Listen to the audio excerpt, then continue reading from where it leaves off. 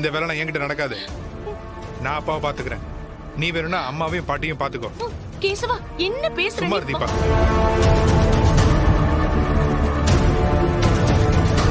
சேண்டா, எனக்கு இளையவன் நீயே இவ்வளவு விவரமா இருக்கும் போது நான் மட்டும் என்ன இடிச்சவனா? அதெல்லாம் முடியாது. நீ அம்மாவை பாத்துக்க, நான் அப்பாவை பாத்துக்கிறேன்.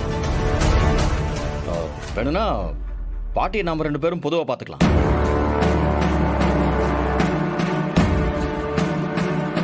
ரகு, நீ அதிகமா... லட்சுமி இரு, பொறுமையா இரு.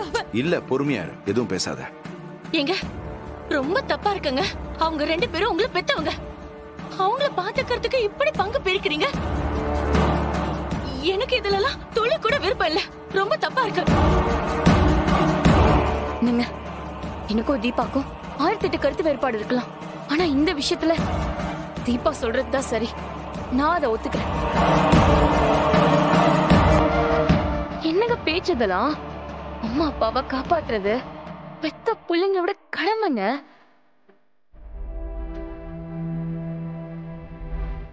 நீங்க ஏதோ வேற விஷயம் பேச போறீங்க.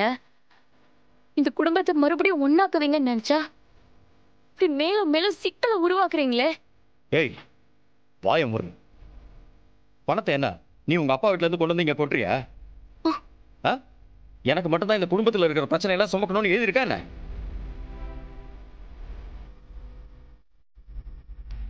பெருசா பேச வந்துட்டா. இங்க உறவு, பாசம், நேசம் எல்லாத்துக்கும் பணம் வேணும். பணத்தை வச்சுதான் இங்க எல்லாமே.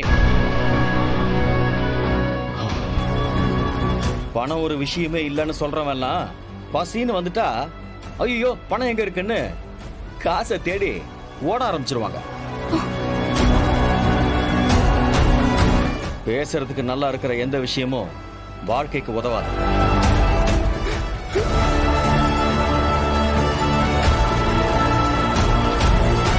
இங்க பாரு, உனக்கும் வேண்டாம் எனக்கும் வேண்டாம். சீட்டு குலுக்கி போட்டுருவோம். போடலாமே, அதுவும் நல்ல ஐடியா தான். போட்டா போச்சு. நீ எடுக்கிறியா நான் எடுக்கவா?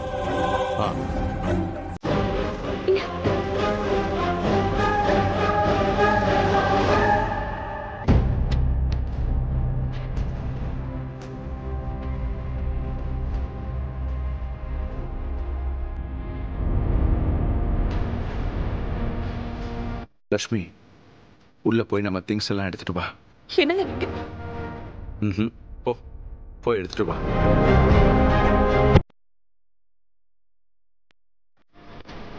என்னப்பா நீங்க 2 பேர் மட்டும் எனக்கு புள்ளையா போடக்கூடாதா? போன ஜென்மத்துல நான் ஏதோ பெருசா பாவம் பண்ணிருக்கோம் போல. அதனால தான் உங்களுக்கு தாய் தகப்பனா வந்து நாங்க பிறந்திருக்கோம்.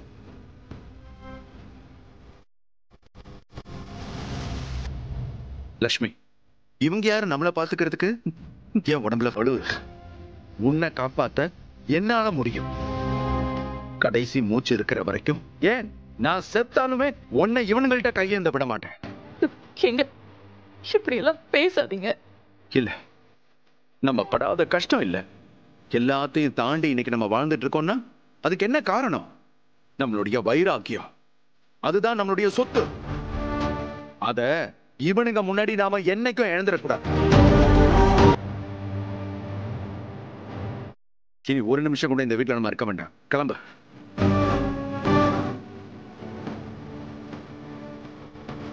கவிதா,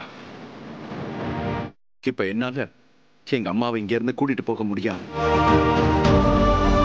ஒரு 2 நாள் மட்டும் அவங்கள பாத்துக்கமா.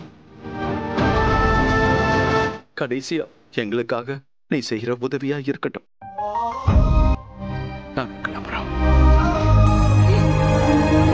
அப்பா ஒரு நிமிஷம் இல்ல.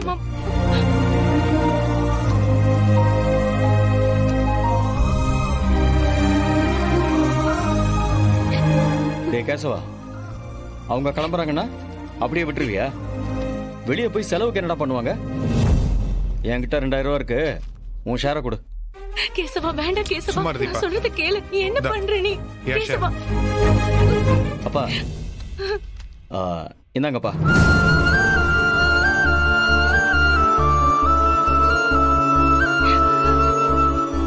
4000 ரூபா இருக்கு. வெளியில போறதுன்னு முடிவு பண்ணிட்டீங்க. சாப்பாடுக்கும் மற்ற செலவுக்கும் தேவைப்படும்ல, இதை வச்சுக்கோங்கப்பா. அப்புறம் வெறும் கையோட துரத்தி விட்டுட்டாங்கன்னு ஊர்ல எங்களை தப்பா பேசுவாங்க. பிடிங்கப்பா. பணத்தால எல்லாத்தையும் வாங்கிடலாம் தான், ஆனா வாங்க முடியாத சில விஷயங்கள் இருக்கு. அதுல உங்க அப்பனும் ஒருத்தன், அத மறந்துடாத. இத நீயே பத்திரமா வச்சுக்கடா. நீயும் ஒரு ஆம்பளை பிள்ளை பெத்து வச்சிருக்கல்ல, என் காலம் உனக்கு வரும். அன்னைக்கு இந்த பணம் உனக்கு கண்டிப்பா தேவைப்படும். சார், வண்டியை கொஞ்சம் ஸ்டார்ட் பண்ணுங்க. சரிங்க.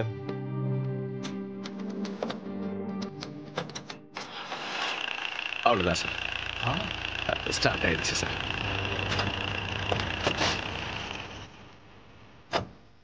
கொடுங்க.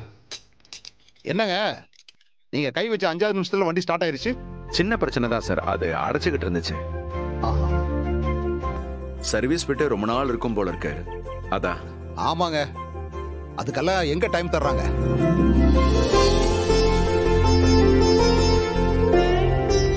இந்தாங்க, இதை வச்சு. இல்ல சார், பணம்லாம் வேண்டாம்.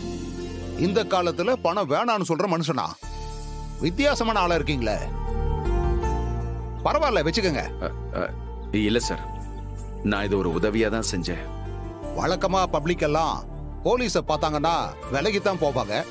ஆனா நீங்களா வந்து பெரிய உதவி பண்ணிட்டு காசே வேண்டான்னு சொல்றீங்களே,